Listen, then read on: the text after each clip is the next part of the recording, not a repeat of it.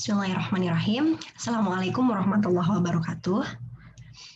Di video ini kita akan membahas tentang relasi, ya. Ini adalah merupakan materi matematika dasar, ya. Di jurusan matematika, materi relasi ini ada di mata kuliah matematika diskrit, dan juga di jurusan lain, ya, seperti jurusan teknik, ya, juga mempelajari materi ini, ya, Bapak Ibu. Rekan-rekan sekalian, teman-teman sekalian, ya, relasi biner antara himpunan A dan B adalah himpunan bagian dari A kali B. Nah, kita sudah pernah membahas tentang himpunan, ya. Jadi misalkan A dan B adalah dua buah himpunan, dan kita juga sudah mempelajari operasi perkalian kartesius, ya, yang dinotasikan dengan lambang kali ini.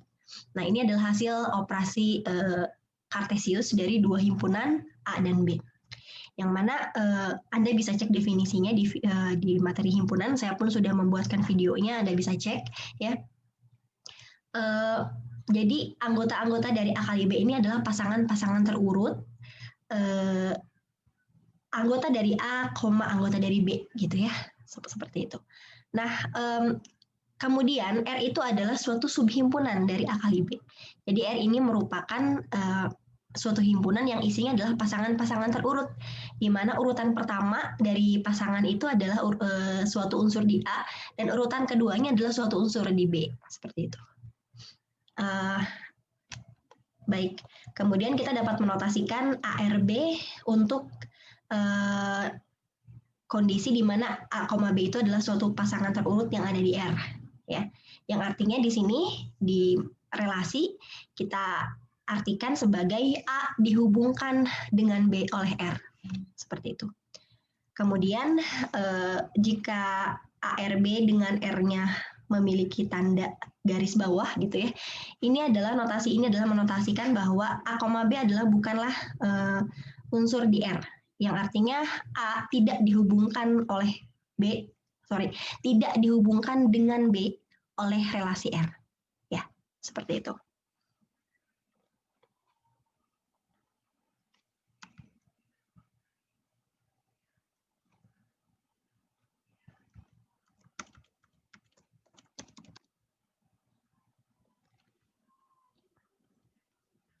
Baik, nah himpunan A disebut sebagai daerah asal atau domain dari R, dan B disebut sebagai daerah hasil dari R.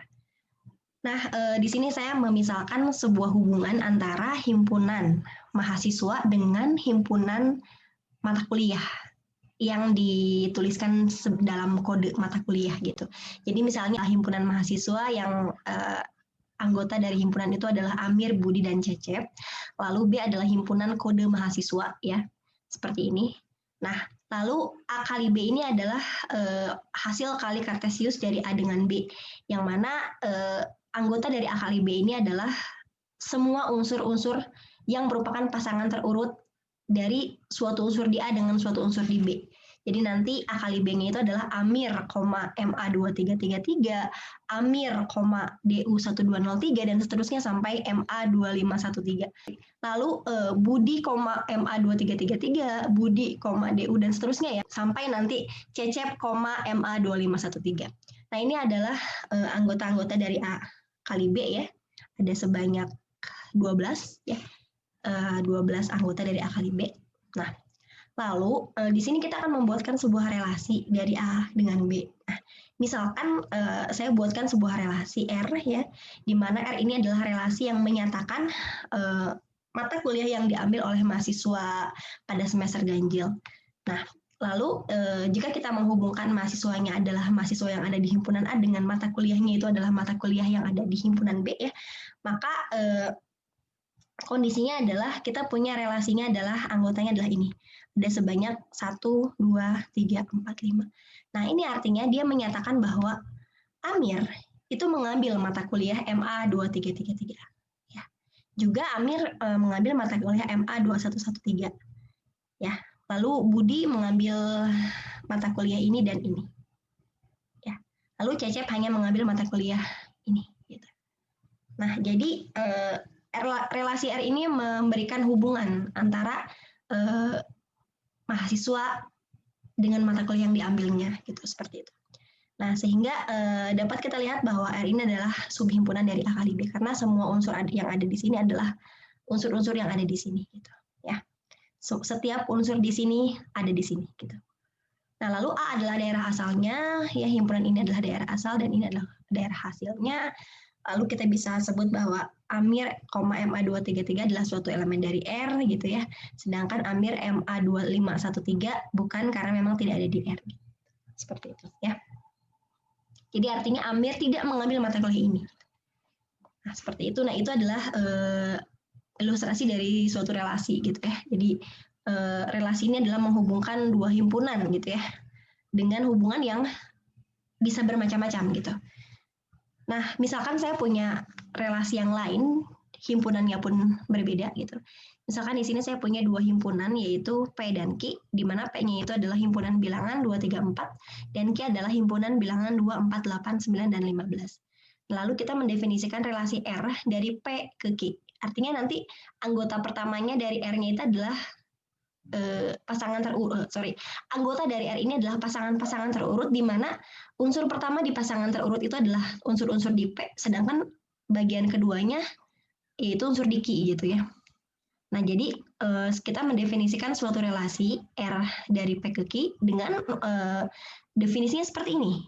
Ya, P, Q adalah anggota dari R jika P habis membagi Q. Ya. P, Q anggota R jika P habis membagi Q. Oke, maka kita akan menentukan apa saja sih anggota dari R. Artinya kita harus mencari bilangan pasangan-pasangan yang memenuhi sifat ini gitu. Ya. Misalkan saya ambil P-nya 2. Maka Q-nya harus kita pilih sesuai dengan definisi ini gitu. Ketika P-nya 2, maka Q yang memenuhi adalah bilangan-bilangan di mana jika si 2 ini membagi bilangan tersebut, maka tidak ada sisa gitu ya. Nah, jadi 2 ini membagi berapa sih sehingga tidak ada sisa gitu. Ternyata 2 ini bisa membagi 2 ya. Maka kita punya salah satu anggota dari R adalah 2,2. Ya, karena 2 dengan 2 memenuhi sifat ini. Ya, 2 habis membagi 2 gitu ya. Lalu selain itu kita juga bisa punya satu anggota dari R yaitu 2,4 ya, karena 2 habis membagi 4 dan 2 ada di P, 4 ada di Q ya. Lalu 2,8 ya. 2,12 bagaimana? 2 memang habis membagi 12, namun 12 tidak ada di Q gitu. Jadi tidak bisa juga gitu ya. Nah, seperti itu ya. Jadi ada 2,2, 2,4, 2,8. Lalu kita bisa ambil P yang lain gitu. Kalau memang ada unsur yang memenuhi unsur di Q-nya ada yang memenuhi gitu. Jadi ketika kita ambil Q-nya 3, ketika kita ambil P-nya 3, ada nggak Q yang memenuhi sifat ini gitu. Ternyata ada, yaitu 9 dan 15 ya. Karena 9 habis dibagi 3 dan 15 habis dibagi 3. Maka kita punya dua pasangan lagi di R, yaitu 3,9 dan 3,15 gitu. Lalu kalau P-nya 4, maka akan ada 4,4 dan 4,8 gitu ya. Jadi kurang lebih kita punya sebanyak 7 pasangan terurut yang ada di R gitu. Seperti itu ya, semoga dapat dipahami. Nah, lalu ada, kalau tadi kita membahas relasi dari dua unsur yang berbeda, dari dua himpunan yang berbeda ya, di sini ada himpunannya P dari P ke Q gitu. Nah, jika Anda perhatikan kira-kira apakah relasi ini akan sama ketika domainnya kita balik gitu dengan kodomainnya gitu. Jadi kalau kita mendefinisikan relasi R ya, tapi dari Q ke P gitu, kira-kira sama tidak? Ya, jawabannya adalah tidak sama ya. Jadi relasi dari P ke Q tidak sama dengan relasi dari Q ke P ya. Jadi kalau relasi dari Q ke P nanti kita akan punyanya 2,2 2,4 gitu ya. Karena di sini 2 habis membagi 2. Ya. Lalu 4,4 sudah tidak ada 8,4 karena 8 tidak habis membagi 4 gitu ya. Seperti itu. Jadi lalu ada lagi tidak ada lagi. Jadi hanya ada 3 anggota. Yaitu 2,2, 4,2 dan 2,4. Anda dapat cek ya. Coba lagi buat coretan di catatan Anda seperti itu ya. Jadi nanti relasi dari P ke Q tidak akan sama dengan relasi dari Q ke P dengan definisi yang sama gitu ya. Definisinya tapi bukan P, Q ya, tetapi Q, P gitu ya. Nah, selanjutnya jika relasi ini menghubungkan domain dan rank-nya sama, ya, jadi relasinya itu dari A ke A lagi gitu ya, maka kita bisa sebut relasi tersebut sebagai relasi pada himpunan A gitu. Jadi tidak perlu disebutkan relasi dari A ke A, tidak perlu, bisa langsung relasi pada A gitu ya. Nah, bisa tidak bisa, boleh saja, tidak masalah gitu ya. Nah, jadi kalau misalnya seperti ini contohnya, kita punya suatu himpunan A, itu anggotanya adalah 2, 3, 4, 8, dan 9, lalu kita definisikan relasi R, relasi ini adalah relasi pada A, gitu. Artinya relasinya dari A ke A lagi, gitu ya. Dengan definisinya seperti ini, X, Y elemen R jika X adalah faktor prima dari Y, gitu. Jadi, kita akan mencari pasangan-pasangan X dan Y yang mana saja yang memenuhi, gitu. Jadi, X-nya harus faktor prima, jadi harus faktor dari Y, faktor itu pembagi ya. Jadi X itu harus merupakan pembagi dari Y ya, dan bilangan prima si X-nya itu gitu. Y-nya tidak perlu bilangan prima. Yang harus bilangan prima itu adalah faktornya, faktor prima gitu. Jadi salah satunya adalah pasangan terurut di R itu adalah 2,2 karena 2 membagi 2 dan 2 adalah faktor bilangan prima gitu ya. Lalu kemudian 2,4 juga bisa karena 2 membagi 4 dan 2 adalah bilangan prima. Ya. Lalu 2,8 juga bisa karena 2 membagi 8 dan 2 adalah bilangan prima, sehingga 2 adalah faktor prima dari 8. Gitu. Lalu 3,9 ya, karena 3 adalah faktor dari 9, ya, 3 adalah pembagi dari 9, dan 3 adalah bilangan prima. Gitu. Maka 3 adalah suatu faktor prima dari 9. Bagaimana dengan 4,8? Ya. 4 memang membagi 8, namun 4 bukan bilangan prima, maka 4 bukanlah faktor prima dari 8. Gitu ya, jadi tidak bisa. 4,8 bukanlah anggota dari R gitu ya. Jadi ada sebanyak 5 anggota ya. 3,9 dan tadi belum disebutkan 3,3 ya. Karena 3 membagi 3 dan 3 adalah suatu faktor, suatu bilangan prima. Seperti itu ya. Semoga dapat dipahami definisi dari relasi ya. Nah, relasi kita bisa representasikan dalam beberapa cara gitu ya. Jadi misalnya yang pertama dengan diagram panah.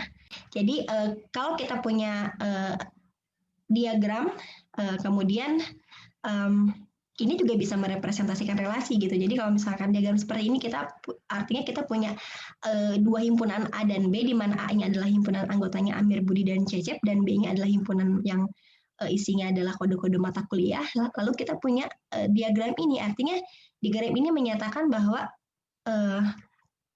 sebenarnya kalau misalnya yang tadi ada contoh yang pertama gitu ya, ini kan bukan IF ya, tapi MA kalau tadi.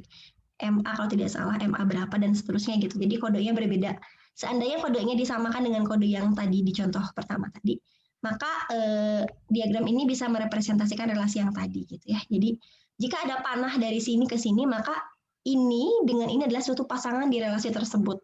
Misalkan ada di sini ada Amir, lalu di sini ke IF dia tidak ada busur gitu. Oleh karena itu, Amir, IF 342 bukanlah anggota dari relasi yang dimaksud gitu ya, seperti itu.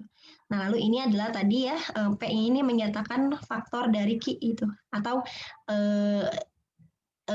anggota dari P ini habis membagi anggota dari Q ini jika ada panah gitu ya.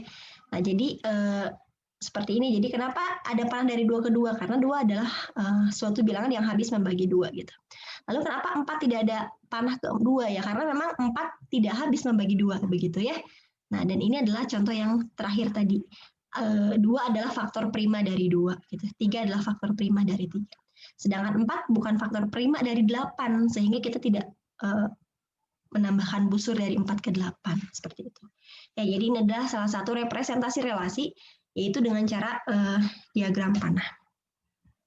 Representasi yang kedua adalah dengan tabel. Ini juga mudah juga gitu ya. Jadi kita punya tabel dengan banyaknya kolomnya 2 gitu ya. Di mana kolom pertama menyatakan himpunan daerah asalnya atau domain, dan kolom keduanya itu adalah untuk himpunan daerah hasil gitu ke domain.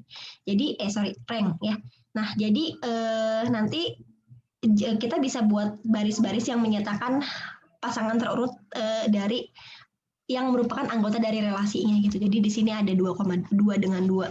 Jadi baris ini menyatakan 2,2 adalah anggota dari relasinya. Jadi ya seperti itu ya. Nah, jadi nanti ada 22, 24, 44. Nah, ini adalah menyatakan masing-masing baris menyatakan anggota dari relasinya. 2,2, 2,4, 2,8. Nah, ini adalah contoh yang kedua tadi, yang mana 2 ini habis membagi 2 gitu. Ya, seperti itu. Jadi kita hanya menuliskan baris-barisnya, hanya menuliskan anggota dari R-nya gitu, hanya menuliskan pasangan-pasangan terurut yang ada di R-nya gitu, yang berelasi gitu ya di R. Seperti itu. Berelasinya di sini maksudnya itu sesuai dengan definisi gitu ya, sesuai dengan yang didefinisikan gitu ya. Jadi kalau tadi definisi relasinya adalah P, Q akan ada di R jika P habis membagi Q, seperti itu. Nah, kemudian representasi yang ketiga adalah dengan matriks ya. Jadi kita bisa membuat suatu matriks di mana di sini baris-barisnya itu menyatakan anggota-anggota dari domainnya dan kolom-kolomnya menyatakan anggota dari rank-nya gitu. Nah, dan nilai dari entry-entry itu akan 1 atau 0 saja, hanya 2 kemungkinan. Dia akan menilai 1 ketika ada relasi dari sini ke sini. Jadi jika AI, BJ adalah merupakan anggota dari relasi R, maka entry dari AI, BJ adalah 1. Sedangkan jika AI, BJ adalah bukan anggota dari relasi R, maka AI, BJ bernilai 0 entry-nya. Gitu. Ya, seperti itu. Representasi yang keempat adalah dengan graf berarah. Namun representasi dengan graf berarah ini hanya dapat digunakan untuk relasi dengan domain dan range yang sama, gitu, ya. Jadi contohnya seperti ini ya. Nah seperti ini misalkan saya punya R, saya punya relasi R misalnya seperti ini gitu. Ya, tapi saya tidak menunjukkan terlebih dahulu A-nya itu apa ya. Jadi misalnya kita punya suatu himpunan A yang anggotanya adalah A, B, C, D. Lalu ada relasi R pada A gitu ya. Jadi relasi A-nya itu dari A ke A dengan anggota dari relasi yang seperti ini. Oh ini ada, ini ada A-nya adalah A, B, C, D ya. Nah, jadi misalkan R-nya itu adalah A, B, B, A, B, C, B, D, C, A, C, D, dan D, B. Maka kita dapat merepresentasikan relasi ini dalam sebuah graf berarah. Nanti ada titik. Kalau di dalam sebuah graf itu ada titik, ada sisi ya. Teman-teman yang belum mempelajari graf bisa dicek juga di video di channel yang sama ya. Saya buat video berjudul teori graf ya. Jadi Anda bisa cek di situ. Jadi secara intinya suatu graf itu terdiri dari titik dan sisi gitu, atau bisa titik saja gitu ya. Nah, di sini kita punya 4 titik dan kita punya sejumlah sisi ya, nanti kita akan bahas. Kita bisa hitung di sini ada 1, ada 2, ada 3, ada 4, 5, 6, 7, 8. Ada 8 buah sisi, jadi sisi itu menghubungkan 2 buah titik. Baik itu titiknya berbeda maupun sama gitu ya. Jadi nanti A, A itu adalah berarti suatu sisi direpresentasikan dalam graf tersebut sebagai suatu sisi yang menghubungkan A ke A. Namun di sini berarah gitu, jadi ada arahnya gitu. Karena kan kita tahu ya, di relasi itu A, B itu belum tentu B, A gitu ya. Gitu, tidak sama dengan B, A. Jadi di sini kita buat grafnya berarah gitu. Jadi ada arahnya. Di mana arahnya itu dari unsur pertama ke unsur kedua gitu. Jadi di sini ada A, berarti kita buat suatu busur atau suatu sisi dari A ke A lagi gitu ya. Jadi dia berupa loop, kalau misalnya dia menghubungkan titik yang sama, ini namanya loop gitu ya, sisi ini namanya loop. Lalu ada A, B, berarti kita buat sebuah sisi dari A ke B, dan arahnya pun dari A ke B gitu, menuju B, nah seperti ini. Lalu B, A itu berarti yang ini ya, lalu B, C yang ini, lalu B, D yang ini, lalu C, A dari sini ke sini, lalu C, D dari sini ke sini, dan D, B dari sini ke sini. Ya, ini adalah suatu graf berarah yang merepresentasikan relasi ini pada himpunan ini. Ya, semoga dapat dipahami ya. Nah, selanjutnya kita membahas beberapa sifat dari relasi biner ya. Ini perlu kita ketahui. Jadi ada 4 buah sifat dari relasi biner. Yang pertama adalah refleksif. Ya, suatu relasi R pada himpunan A. Jadi ini refleksif ini sifat relasi pada suatu himpunan yang sama gitu. Jadi domain dan ranknya sama. Sebut saja A gitu ya. Jadi relasi pada himpunan A disebut relasi refleksif jika A, A ada di R untuk setiap A elemen A. Ya.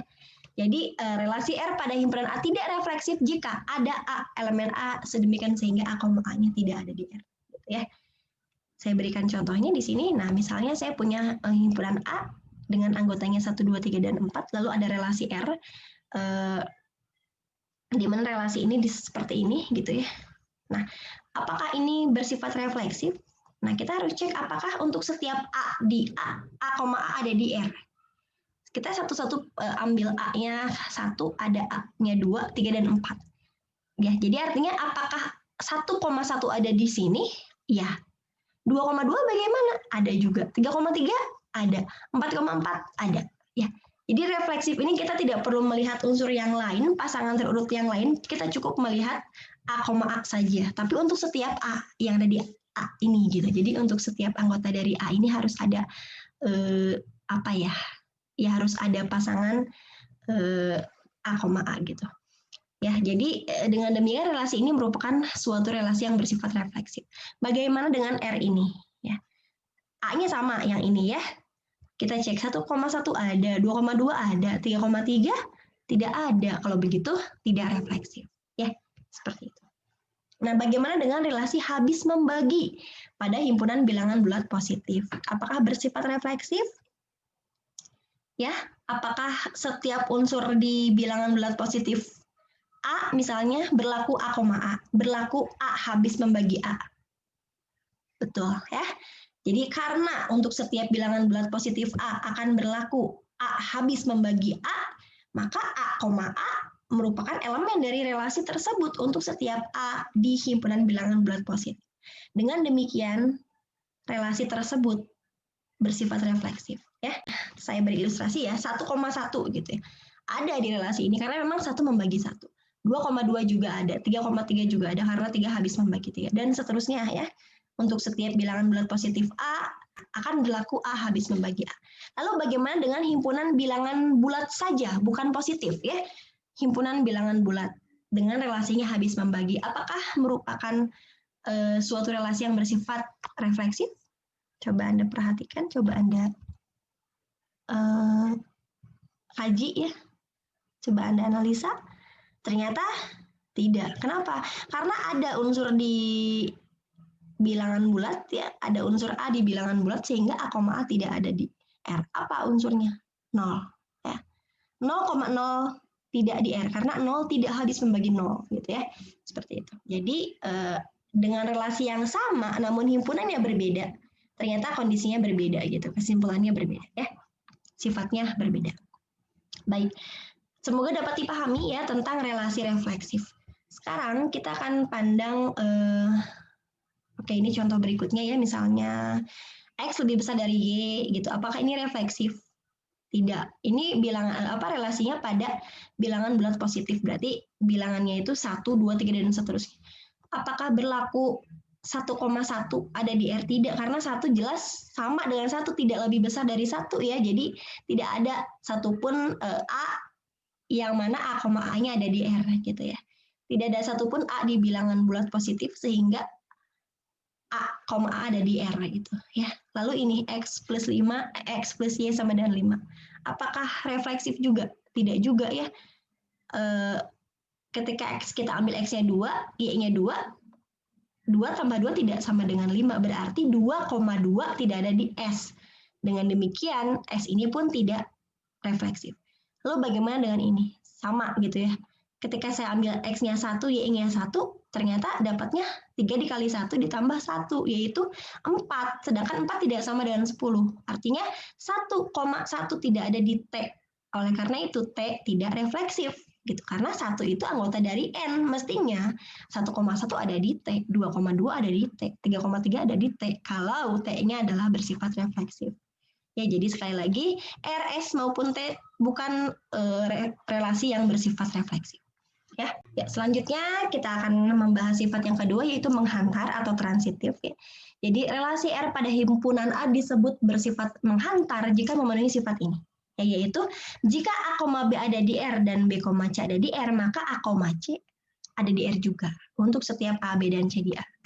Dapat dipahami? Jika A, B ada di R dan B, C-nya ada di R, maka A, C harus ada di R gitu. Misalkan seperti ini. A-nya 1, 2, 3, 4. Lalu R-nya seperti ini, 2,1, 3,1, 3,2, 4,1, 4,2, dan 4,3. Dikatakan bahwa R ini bersifat menghantar. Nah, untuk menentukan bahwa suatu relasi ini menghantar, kita sebaiknya mengeceknya dengan tabel ya gitu. Sebenarnya bebas aja sih mau mengecek seperti apa, namun ketika kita mengujinya dengan tabel itu cukup efektif menurut saya. Oke, ini R yang sama, saya tuliskan lagi di sini. Nah, nanti kita mudah melihatnya. Jadi yang di sini kita buatkan tabel dengan 3 kolom. Kolom pertama adalah A, B, dan kolom kedua adalah B, C. Lalu kolom ketiganya adalah A, C. Jadi kita perlu menuliskan baris-barisnya itu menyatakan unsur A, B, dan B, C gitu. Jadi misalnya di sini kita cari unsur mana sih yang ada A, B, dan ada B, C gitu. Misalnya seperti ini, 2,1 perlu nggak dituliskan di sini? Tidak perlu karena tidak ada unsur lain, pasangan lain yang awalnya 1 gitu. Paham nggak maksudnya? Ya, jadi harus ada A, B, dan B, C gitu. Jadi 2,1 nggak perlu ditulis di sini karena nggak ada, di sini tidak ada unsur lain yang pasangannya diawali dengan 1 gitu. Seperti itu. Ya, jadi ini nggak perlu, ini nggak perlu, ini. Nah, ini bisa nggak 3,2 ada nggak diawali 2? Ada nih. Ya, jadi ini bisa dianggap sebagai A, D, ini bisa menjadi A, B, dan ini adalah B, C gitu ya. Jadi kita bisa tulis 3,2 dan 2,1. 3,2, 2,1. Nah, kalau relasinya bersifat menghantar, maka harus terpenuhi nih A, B, A, C-nya harus ada gitu. Tadi kan A-nya 3 ya, B-nya 2 dan C-nya 1. Berarti harus ada 3,1 di sini. Ada nggak? Ada. Kayak gini. Ya. Oke, next. Ada lagi nggak yang lain? Oke. 3,2 tidak ada lagi ya, karena 2-nya hanya ke 1 saja, tidak ada yang lain. Selesai. Lalu 4,1 tidak ada, karena tidak ada yang 1 di sini, yang diawali dengan 1. Jadi ini lewat lagi. 4,2, oke ada, karena di sini ada 2 ya. Ada yang diawali oleh 2. Oke, jadi 4,2 bisa kita tulis di sini, 4,2 dan 2,1. Maka harus ada 4,1. Ada nggak di sini 4,1? Ada. Berarti oke, checklist. Lalu 4,2 beres karena 2-nya pun tidak ada lagi selain ke 1 gitu ya. Jadi udah selesai. Sekarang ke 4,3. Ternyata ada 2 nih yang diawali 3. Ini sama ini. Oke, kita tulis dua-duanya. 4,3 dengan 3,1 di sini. Dan 4,3 dengan 3,2 di sini. Ya. Nah, sekarang 4,3 sama 3,1. Berarti di sini 4,1 itu adalah A, C-nya. 4,1. Ada nggak di sini? Ada. Oke. Berarti sampai ke sini oke. Sekarang yang terakhir. 4,3 dan 3,2. Maka harus ada A, C. 4,2. Ada nggak di sini? Ada juga. Dengan demikian, berdasarkan tabel yang kita buat, relasi ini memenuhi sifat transitif atau menghantar, ya, seperti itu. Nah, kalau misalnya seperti ini ya, kita juga bisa cek sih di tabel boleh, tapi kalau langsung terlihat ada yang tidak memenuhi ya sudah gitu, langsung saja gitu. Kayak misalnya di sini ada 1,1, 2,3, 2,4, 4,2. Nah, kita bisa lihat di sini yang paling mudah aja. Di sini ada 2,4, di sini ada 4,2. Berarti kan ini bisa A, B, C ya. Jadi A, B, C tidak harus bilangan yang berbeda ya, tidak harus unsur yang beda, boleh sama gitu ya. Jadi di sini ada 2,4 sama dan 4,2. Berarti ini adalah bisa menjadi A, yang ini B-nya, yang ini B-nya, yang ini C-nya gitu. Maka harus ada 2,2 kan, harus ada A, C kalau sifatnya transitif. Ya, tapi di sini tidak ada 2,2. Dengan demikian, R ini jelas tidak transitif gitu. Ya. Kayak gitu mengujinya. Jadi kalau untuk menentukan dia tidak memenuhi sifat transitif, cukup berikan satu contoh saja yang tidak memenuhi gitu ya. Yaitu ketika ada A, B dan B, C-nya ada di R, tetapi A, C-nya tidak ada gitu. Begitu juga dengan yang sifat pertama tadi yang refleksif, cukup berikan satu contoh saja. Misalnya cukup berikan satu anggota dari R di mana tidak ada relasi dari anggota tersebut ke anggota tersebut lagi. Jadi tidak ada. Jadi ada satu unsur A di R ada suatu unsur A di A A sehingga A, A tidak ada di R. Gitu. Nah, itu menunjukkan bahwa R-nya tidak refleksif. Oke, semoga dapat dipahami ya. Nah, bagaimana dengan relasi habis membagi? Apakah menghantar? Habis membagi pada bilangan bulat positif. Jadi apakah jika A habis membagi B dan jika A habis membagi B dan B habis membagi C, apakah akibatnya adalah A habis membagi C? Ternyata betul ya. Kalau kita punya 3 unsur A, B, C dengan kondisi di mana A-nya habis membagi B dan B-nya habis membagi C, maka otomatis A juga akan habis membagi C. Ya, itu berlaku ya. Jadi relasi habis membagi pada himpunan bilangan bulat positif bersifat menghantar. Secara umum kita dapatkan seperti ini ya. Misalkan kita punya 3 himpunan A, B, dan C, di mana berlaku A, B ada di R, ada di relasi ini, dan B, C ada di relasi ini. Artinya bahwa A-nya habis membagi A-nya habis membagi B dan B-nya habis membagi C. Nah, maka kita akan buktikan bahwa A habis membagi C ya. Nah, ketika A habis membagi B, maka ada bilangan positif M sehingga B sama dengan M dikali A. Ya. Jadi ketika A habis membagi B, maka B ini adalah merupakan hasil kali A dengan suatu bilangan bulat gitu ya. Ya, bilangan bulat positif M gitu kan. Jadi misalnya 4 habis membagi 8 itu karena ada suatu bilangan bulat M yaitu 2, di mana 8 itu adalah 2 dikali 4 gitu ya. Nah, ini disebut seperti ini. Kemudian B habis membagi C, artinya ada suatu bilangan bulat N sehingga C adalah N dikali B gitu ya. Misalnya tadi 2 habis membagi 4 gitu. Karena memang ada bilangan bulat 2 sehingga 4 itu adalah 2 dikali 2 gitu ya. Nah, sekarang dari 2 persamaan kita punya C adalah N kali M kali A. Karena B-nya ini adalah M kali A. Kita substitusikan ke sini, jadi C-nya itu adalah N dikali M dikali A. Artinya, karena C adalah N dikali M dikali A, berarti ada suatu bilangan bulat NM sehingga B sama dengan bilangan itu dikali A. Berarti kita katakan bahwa A ini habis membagi C, gitu. Ya, seperti itu. Sekali lagi, di sini berdasarkan 2 persamaan ini, kita dapatkan C sama dengan NM dikali A. Oleh karena itu, ada bilangan NM sehingga C-nya adalah NM dikali A. Jadi kalau begitu kita dapat simpulkan A-nya ini habis membagi C gitu, atau C-nya habis dibagi oleh A gitu ya, seperti itu. Jadi relasi ini memang bersifat menghantar karena memang berlaku untuk sembarang bilangan A, B, dan C. Jika A, B elemen dari R dan B, C elemen dari R, maka A, C elemen dari R. Ya, lalu bagaimana dengan yang tadi ya? Jika A lebih besar dari B dan B lebih besar dari C, maka A lebih besar dari C. Benar nggak? Benar ya, memenuhi. Lalu ini, berlaku nggak? Jika A, B elemen S dan B, C elemen S, maka A, C elemen S juga. Ternyata tidak ya. Kalau misalkan saya misalkan A-nya 4, B-nya 2, maka 4,2 ada di S karena memang 4 ditambah 2 sama dengan 6. Lalu itu A. Berarti dari sini kita dapatkan A-nya itu 4 dan B-nya itu 2 ya. Lalu misalnya saya B-nya 2, C-nya 4 gitu ya. Jadi kan 2 plus 4 sama dengan 6. Terpenuhi ya, sehingga 2,4 ada di S. Berarti di sini X-nya 2, B-nya 2, C-nya 4. C-nya 4. Tetapi tadi kan kita punya A-nya 4 ya. Ini A, ini B, ini C gitu ya. Sedangkan A, C itu adalah 4,4. 4,4 tidak ada di S karena 4 ditambah 4 tidak sama dengan 6 gitu. Ya. Seperti itu. Berarti S ini tidak menghantar. T juga demikian ya, dengan cara yang sama seperti dengan cara S kita bisa katakan bahwa T ini juga tidak menghantar. Ya, kalau misalnya saya ambil A-nya 3, B-nya 1 gitu ya. Jadi kan nanti 3 dikali 3 ditambah 1 terpenuhi ya, sama dengan 10. Lalu saya misalkan 1,7 juga terpenuhi kan, karena ketika X-nya saya masukkan 1, Y-nya 7, dia terpenuhi. Ya berarti kita bisa ambil A-nya 3, B-nya 1, dan C-nya 7.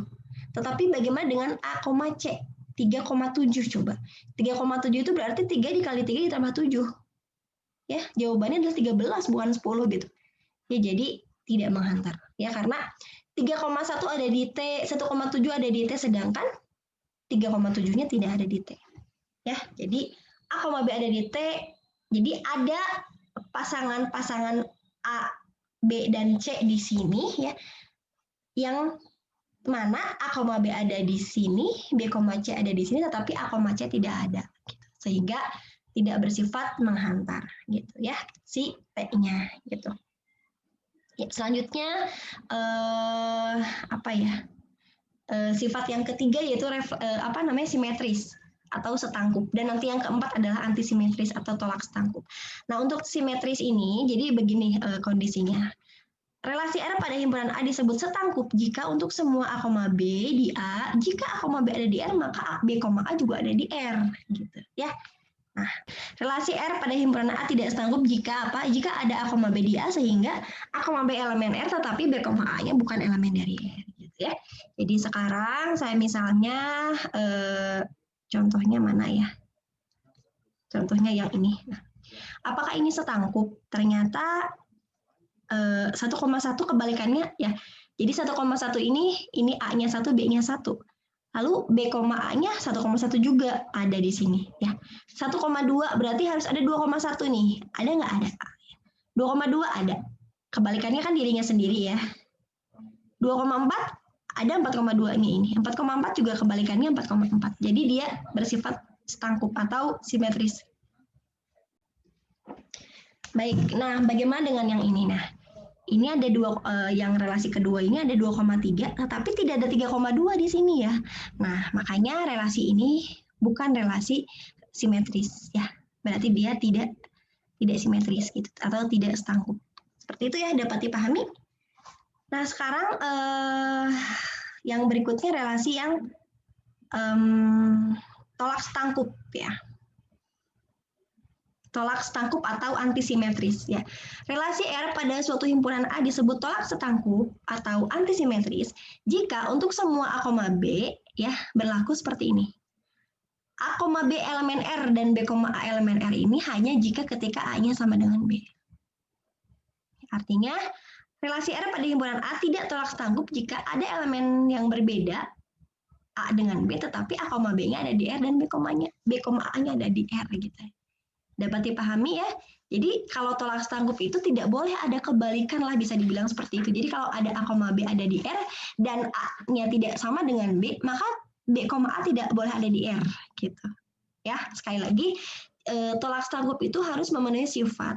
Suatu R pada himpunan A dikatakan tolak setangkup jika untuk semua A, B ya A, B ada di R dan B, A ada di R hanya jika A dan B-nya sama bilangannya. Jadi jika A dan B-nya bukan bilangan yang sama, maka jika ada A, B di R tidak boleh ada B, A di R gitu.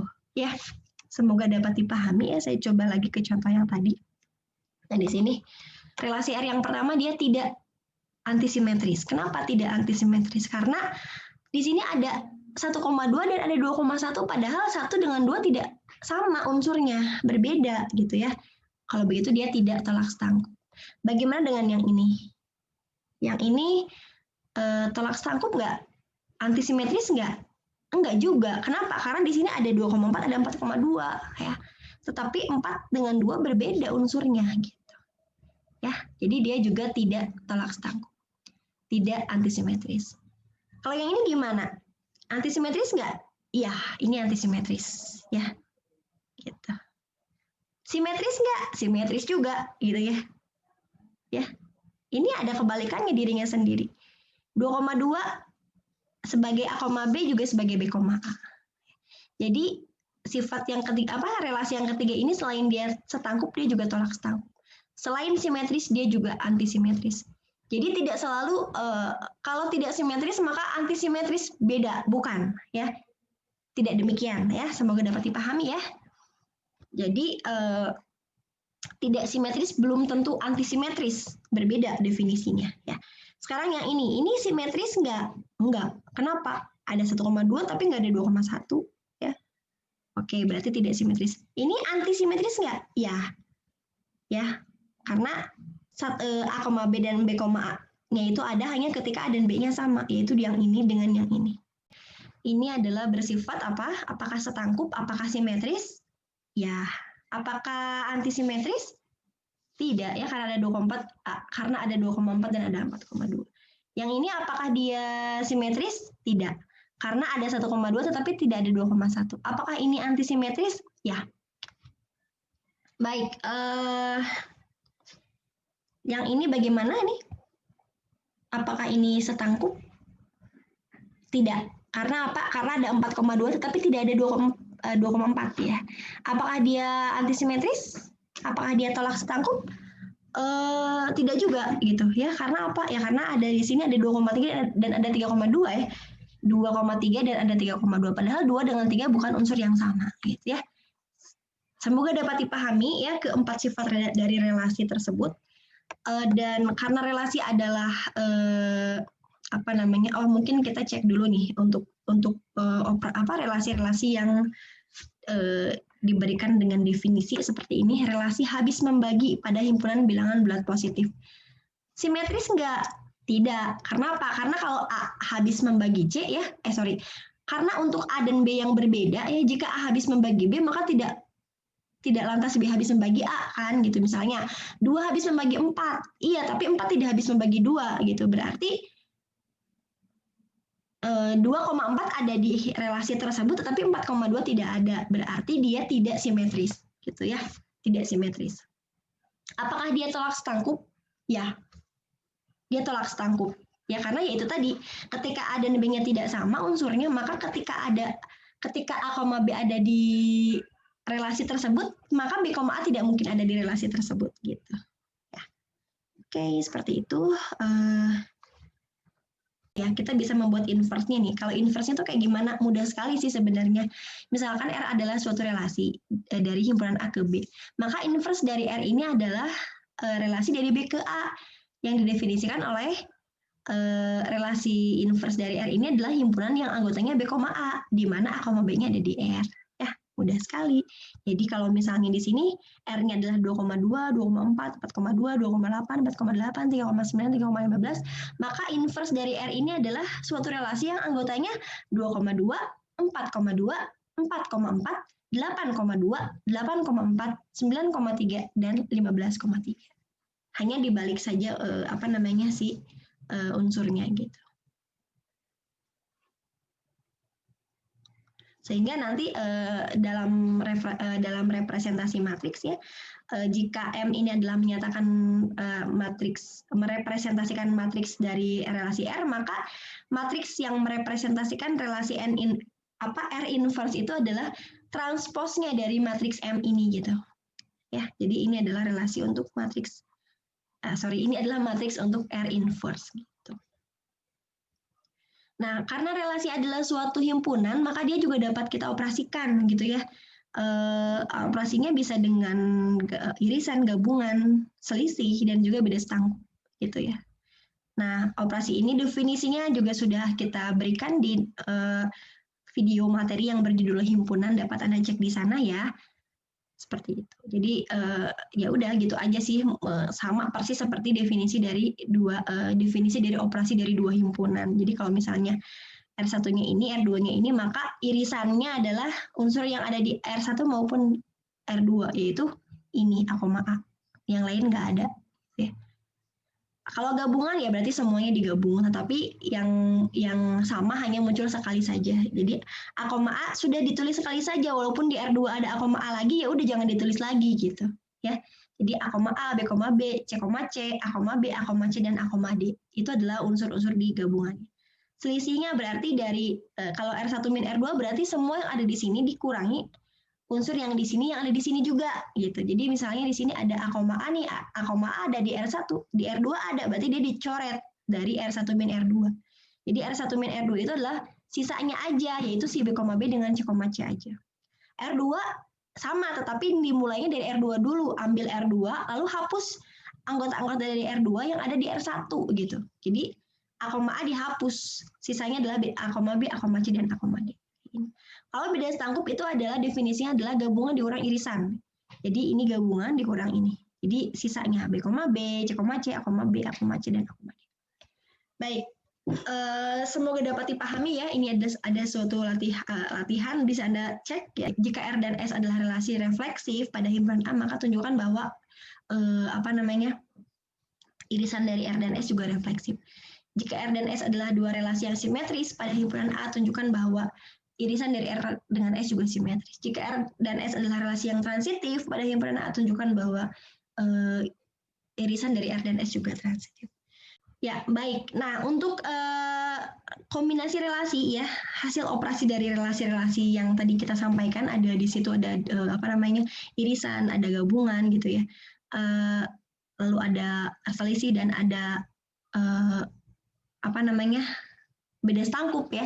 Nah, untuk operasi gabungan maupun irisan ini ada sifat khusus nih dari matriksnya gitu ya. Jadi matriks yang dihasilkan dari hasil gabungan dari R1 dengan R2 itu sama dengan matriks R1 atau matriks R2. Nah, tapi ini ada definisinya nih. Apa sih maksud matriks R1 atau R2? Karena biasanya kalau operasi matriks yang kita tahu adalah perkalian sama penjumlahan gitu ya, atau perkalian dengan skalar gitu. Ini ada dua matriks tapi operasinya atau. Artinya apa sih? Nah, kita akan cek. Nah, jadi misalnya saya punya R1-nya itu matriks yang matriks dari R1 gitu ya, karena dia matriks yang merepresentasikan relasi, maka entry-entry-nya hanyalah 1 dengan 0 saja gitu ya. Ini R2-nya, ini matriks untuk R2. Nah, maka matriks hasil gabungan dari R1 dengan R2 itu adalah MR1 atau MR2. Jadi entry-entry yang bersesuaiannya kita kita operasikan atau itu artinya jika di sini 1, di sini 0, maka 1. Jika di sini 0, di sini 1, maka 1. Jika di sini 1, di sini 1, maka 1. Dan jika di sini 0, di sini 0, maka 0. Jadi seperti kita melakukan disjungsi pada dua proposisi gitu ya. Jika P-nya benar, Q-nya benar, maka disjungsinya benar juga. Jika P-nya benar, Q-nya salah, maka disjungsinya benar. Jika P-nya salah, Q-nya benar, maka disjungsinya benar. Dan jika P-nya salah, Q-nya salah, maka disjungsinya salah. Seperti itu ya. Jadi 1 ini untuk benar, 0 ini untuk salah gitu ya. Nah, jadi di sini 1 untuk yang entry 1,1 ya. Di sini 1, di sini 0, berarti 1 ya. Untuk yang ini di sini 0, di sini 1, maka di sininya 1 juga. Di sini 0 atau 0, 0. 1 atau 0, 1. 0 atau 1, 1. 1 atau 1, 1. 1 atau 1, 1. 1 atau 1, 1. 1 atau 0 atau 0, 0. Jadi ini adalah matriks yang merepresentasikan gabungan antara R1 dengan R2. Nah, jika irisannya itu berarti dan gitu ya, konjungsi. Dan itu kan P dan Q akan benar hanya jika P-nya benar dan Q-nya benar. Selain itu salah gitu ya. Jadi ketika 1 dengan 1 baru benar ya, sisanya salah. Jadi kalau di sini 1, di sini 0 itu salah. Artinya 0 nilainya. Ya, jadi di sini 1, di sini 0, 0. Di sini 0, di sini 1, 0. Jadi pokoknya kalau ada yang 0, apapun unsur lainnya pasti 0 gitu. Kalau ada yang salah, apapun unsur lainnya, maka konjungsinya akan salah gitu. Ya, jadi di sini 1, di sini 0, dia 0, di sini 0, di sini 1, dia 0, di sini 0, di sini 0, dia 0, di sini 1, di sini 0, dia 0, di sini 0, di sini 0, dia 0, di sini 1, di sini 1, dia 1. Di sini 1, di sini 1, 1. Di sini 1, di sini 0, 0. Dan di sini 0, di sini 0, 0. Jadi seperti ini matriksnya ya. Nah, yang terakhir itu adalah komposisi dari relasi. Jadi misalkan R adalah suatu relasi dari himpunan A ke B dan S itu adalah relasi dari B ke C, maka komposisinya komposisi R dan S kita notasikan S bundaran R gitu ya. Ini adalah relasi dari A ke C yang didefinisikan seperti ini. S bundaran R sama dengan himpunan yang anggotanya adalah A, C, di mana A adalah elemen dari A, C adalah elemen dari C, dan untuk beberapa B elemen dari B, A, B elemen dari R, dan B, C elemen dari S. Maksudnya bagaimana? Nanti kita berikan contohnya ya melalui ilustrasi seperti ini. Jadi ketika R-nya adalah 12, 16, 24, 34, 36, 38, ini adalah relasi dari 1,123 ke 2468, lalu S-nya adalah ini unsur-unsurnya, dan ini adalah relasi dari 2468 ke STU. Nah, perhatikan di sini ada yang sama nih. Ya, di sini domain rank dari R itu sama dengan domain dari S. Nah, ini bisa kita komposisikan gitu. Maka komposisi dari R dan S itu adalah suatu relasi dari domain dari R ke rank dari S gitu ya. Jadi jika rank dari R sama dengan domain dari S, maka kita bisa menentukan komposisi dari relasinya, di mana komposisi dari relasi R dengan S itu yaitu relasi merupakan relasi dari domain dari R ke rank dari S gitu ya. Jadi dari 1, 2, 3 ke STU, dan unsur-unsurnya, pasangan-pasangannya disesuaikan dengan pasangan dari S dengan R-nya gitu. Jadi kalau misalnya di sini ada 1,2 ya, nah si 2-nya dipetakan kemana nih di S gitu. Oh ke U, berarti ada 1, U di S bundaran R gitu. Lalu selain itu 1,2 juga 2 selain ke U kemana lagi? Oh nggak ada, ya udah. Berarti hanya 1, U saja untuk yang ini. Lalu kita ke sini 1,6. 6 dipetakan kemana di S? Ternyata ke T. Oh kalau gitu ada 1, T. 1, T di sini. 2,4. 4 dipetakan kemana di S? Ke S dan ke T. Jadi nanti ada 2S dan 2T gitu. 3,4 dipetakan kemana? Di S-nya si 4-nya. Ke S dan ke T. Jadi nanti ada 3,S dan 3,T. Ini. 3,6. 6 dipetakan kemana? Ke S, ke T. Jadi 3,T. Tetapi karena udah tadi ya udah ditulis sekali saja, tidak perlu ditulis kembali. 3,8. 8 dipetakan kemana? Ke S. Ternyata ke 8 di S dipetakan kemana? Ke U. Berarti ada 3,U. 3,U. Jadi ini adalah relasi R dan S. Komposisi R dan S. Ditulis R bundaran S. Atau bisa juga dalam diagram seperti ini ya. Jadi di sini ada 1,2, 2, U, berarti ada 1, U begitu.